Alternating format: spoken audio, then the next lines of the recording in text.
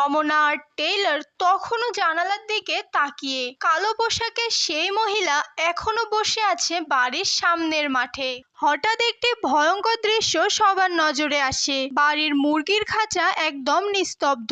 রমনা এগিয়ে গিয়ে দেখে সেই মহিলাটা বাড়ির সব মুরগিকে মেরে ফেলেছে। টেইলর বারবার জানতে চাইছে, মা তুমি ওকে কি বলেছো, সে কি বলেছে তোমায়? কিন্তু রমনা তো চুপচাপ। সে কিছুতেই কিছু বলছে না, বরং একটি অজুহাত নিয়ে বলে, চলো তোমাদের আইসক্রিম খাওয়াই। তাতে মনোযোগ ঘুরে যায় টেইলর এবং এনির। রমনা জানে এই মুহূর্তে সত্যি জানালে ওরা ভয়ে আতঙ্কে পাগল হয়ে যাবে, তাই সে সবকিছু গোপন রাখে।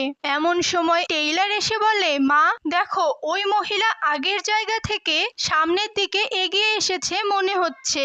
রমনা টেইলর সবাই জানালার দিকে তাকিয়ে দেখে সত্যি মহিলাটি আগের থেকে অনেকটা কাছে চলে এসেছে, বসে আছে কিন্তু তাকিয়ে আছে ঠিক ওদের বাড়ির দিকে। সূর্য তখন ধীরে ধীরে ডুবে যাচ্ছে আর সেই মহিলার ছায়া যেন আরো লম্বা হয়ে বাড়ছে।